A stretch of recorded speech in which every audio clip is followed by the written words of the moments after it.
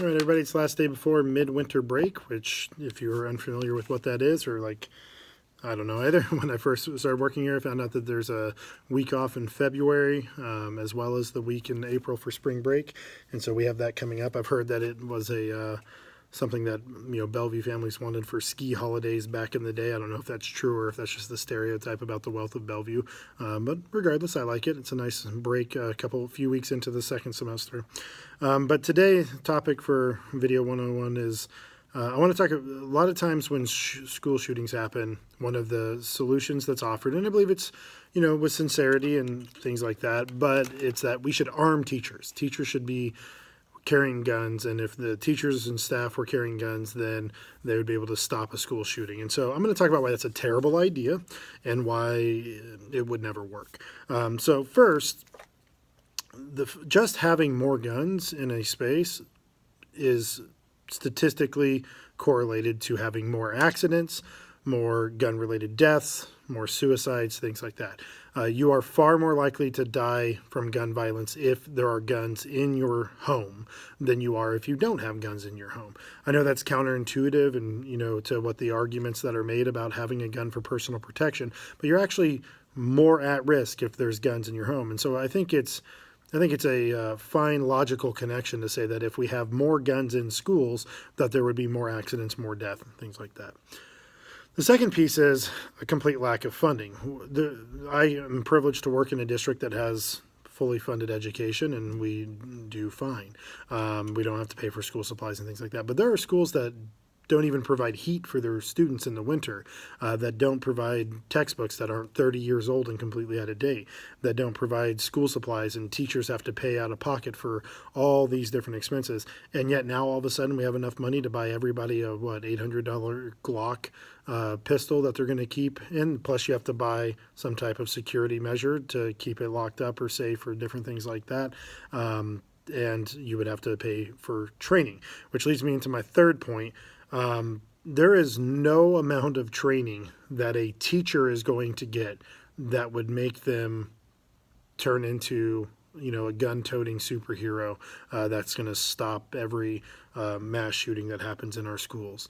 Somebody pointed out, and I think it was a very interesting point, that, the person of American Sniper fame, Chris Kyle, is the deadliest sniper in the history of U.S. military, has more confirmed kills than any other person in the history of U.S. military, lived most of his life around guns, had received military training and special forces training, sniper training, all these different things. And yet he got in a situation where he was with somebody that he was worried about that could be a potential threat. He even texted his friend about it. And his friend also was ex-military and so had a lot of gun training, and they were both armed. And in spite of their training, in spite of being armed, they were still both shot and killed.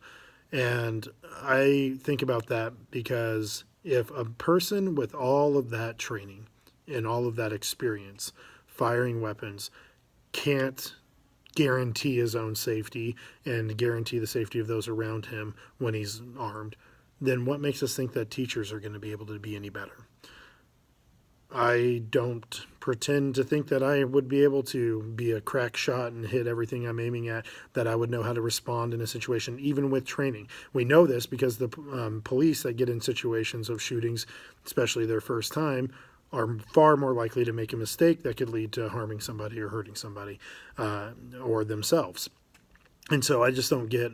We have a total of 22 hours a year that we have set aside for professional development, and that time is filled up with a lot of things. So even if we were to allocate a fourth of that, do you really think 6 hours of training a year would be sufficient to have every student packing, or every teacher packing a weapon? Because I don't, and I think it's ludicrous to propose that.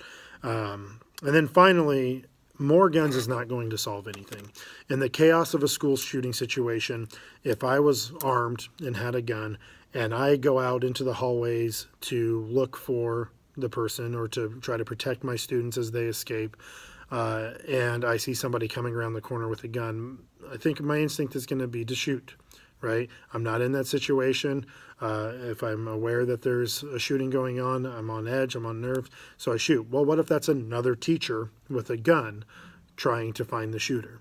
And then you add into the fact that now you also have first responders, police that will probably be entering the building, and you have a gun and you're pointing it different directions and possibly at them if you're unaware of who they are as they come in the door. And I just imagine the chaos of what that would look like as an Old West shootout of we don't know who is the bad guy and everybody's walking around with a gun. People are going to get hurt. More people are going to get hurt. So it's not the solution. It's not the answer. I hope people think about this more before trying to propose legislation that would lead to that.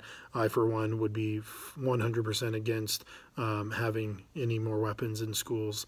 In fact, I would argue to remove any that we have through school resource officers and things like that. So anyway, if you have the week off, enjoy the break. If not, then, in solidarity, keep working hard for all of our students across the nation.